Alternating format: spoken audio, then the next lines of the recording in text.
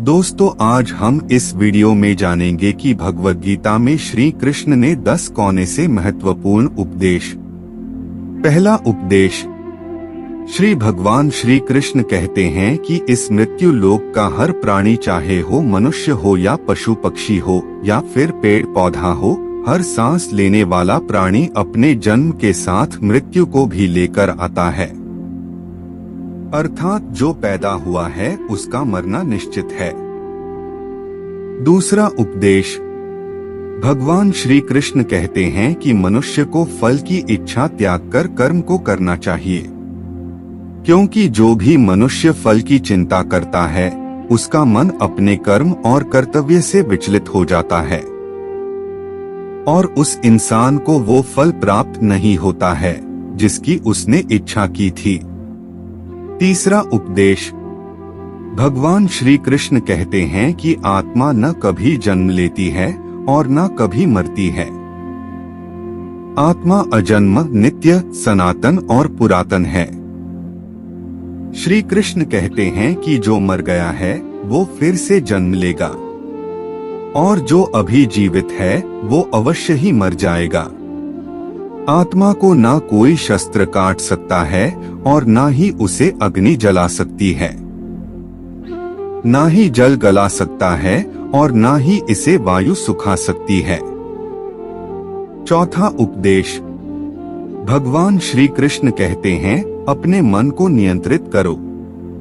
श्री कृष्ण कहते हैं कि मनुष्य के शरीर का एक अदृश्य अंग है मन, जो दिखाई नहीं देता, परंतु वही इस शरीर का सबसे शक्तिशाली हिस्सा है। मनुष्य को में के घमंड की मदिरा पिलाकर मदहोश करने वाला पाखंडी केवल ये मन ही है। मनुष्य का मन मनुष्य को इतनी फुर्सत भी नहीं देता कि वो अपने अंदर अपनी आत्मा को पहचाने और आत्मा के अंदर जिस परमात्मा का प्रकाश है उस परमात्मा का साक्षात्कार करें। पांचवा उपदेश, भगवान श्री कृष्ण कहते हैं कि मनुष्य का शरीर एक रथ के भांति है। जैसे आँख, कान, नाक, जीभ और त्वचा आदि, इन इंद्रियों घोड़ों को जो सारथी चलाता है वो सारथी ही हमारा मन है और उस रथ में बैठा हुआ स्वामी वही हमारी आत्मा है। जब तुम अपने मन पर काबू पालोगे और उसके स्वामी हो जाओगे तो वही मन तुम्हें मोक्ष के द्वार तक ले जाएगा। छठा उपदेश, भगवान श्री कृष्ण के अनुसार खुशी के 3 प्रकार। पहली खुशी है, यह है तामसिक खुशी। तामसिक खुशी हमें ज्यादा सोने से या ज्यादा आलसी होने के वजह से मिलती है, यानी कि आराम करने वाली खुशी। दूसरी खुशी है राजसिक खुशी। राजसिक खुशी हमें हमारे लक्ष्य प्राप्ति करने के बाद मिलती है, जैसे कि पैसे कमाना, गाड़ी खरीदना, दारू पीना आदि चीजें करने से जो हमें खुशी मिलती है वो राजसिक खुशी कहलाती है। तीसरी खुशी है सात्विक खुशी। भगवद गीता ये कहती है कि तामसिक और राजसिक ये दोनों खुशियां अस्थायी होती है, पर सात्विक खुशी है ना, वो पहले हमें जहर की तरह लगती है लेकिन बाद में शहद की तरह लगती है। सातवां उपदेश, भगवान श्री कृष्ण कहते हैं कि इस संसार में केवल 2 ही वस्तु है, एक शरीर और दूसरा उस शरीर में रहने वाली आत्मा। आत्मा कभी मरती नहीं और शरीर कभी रहता नहीं। आत्मा एक शरीर छोड़ता है और दूसरा शरीर धारण कर लेता है, बिल्कुल वैसे ही जैसे मनुष्य अपने पुराने कपड़े उतारकर नए कपड़े धारण कर लेता है। आत्मा नित्य है, इसीलिए वो नहीं बदलती, परंतु शरीर नाशवान है, इसीलिए एक ही आत्मा के कई शरीर बदलते हैं। इसीलिए हर जन्म में आत्मा नए नए शरीर धारण कर लेता है। आठवां उपदेश, भगवान श्री कृष्ण कहते हैं कि अगर कोई सांप किसी मनुष्य को अकारण काटता है तो उस सांप को उसका पाप नहीं लगेगा, और ठीक उसी तरह शेर दूसरे जानवर की हत्या करता है तो उसका उसे पाप नहीं लगेगा। लेकिन कोई मनुष्य अगर किसी भी जीवित प्राणी की अकारण हत्या कर देता है तो उसे उसका पाप लगेगा। इसका कारण यह है कि इस पृथ्वी लोक पर और समस्त प्राणियों में जो विवेकशील है वो है मनुष्य। मनुष्य अच्छे और बुरे की पहचान कर सकता है परंतु जानवर नहीं। 9वां उपदेश।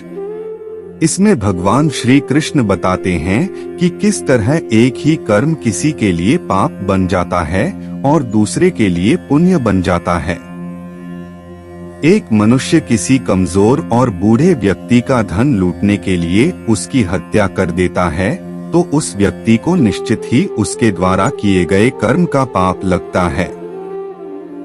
और यदि दुष्ट मनुष्य किसी स्त्री के साथ जबरदस्ती बलात्कार करने की कोशिश कर रहा है तो उस स्त्री की रक्षा करने के लिए अगर कोई व्यक्ति उस दुष्ट मनुष्य की हत्या कर देता है तो उसका उसे पाप नहीं लगता है बल्कि पुण्य लगता है। दोस्तों, कर्म तो वही रहा किसी की हत्या करना, परंतु उस कर्म के पीछे की भावना क्या है और मारने वाले की नियत क्या है, इसी के फर्क से ही एक ही कर्म किसी के लिए पाप हो सकता है और दूसरे के लिए पुण्य हो सकता है। जिस भावना और नियत से मनुष्य कर्म करता है उस नियत के कारण एक ही कर्म किसी के लिए पाप बन जाता है और किसी के लिए पुण्य बन जाता है।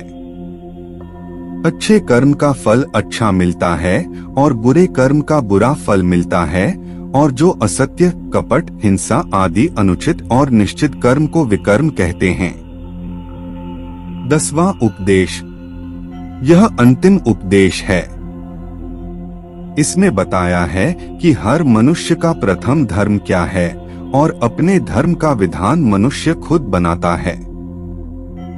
भगवान श्री कृष्ण कहते हैं कि धर्म का जो विधान है अगर उसे किसी दूसरे ने बनाया हो तो वो तुम्हारा धर्म नहीं हो सकता है। तुम्हारा धर्म वही है जिसे तुमने स्वयं बनाया हो, जिसे तुम्हारी आत्मा ने स्वीकार किया हो। धर्म एक व्यक्तिगत चीज है जिसका फैसला व्यक्ति को खुद लेना पड़ता है। गीता के इन 10 उपदेशों से आपने क्या सीख ली? कमेंट बॉक्स में अपने विचार व्यक्त करें। वीडियो अच्छी लगी तो चैनल को सब्सक्राइब करें और बेल आइकन को प्रेस करें ताकि आपको अगली वीडियो का नोटिफिकेशन मिल जाए। धन्यवाद।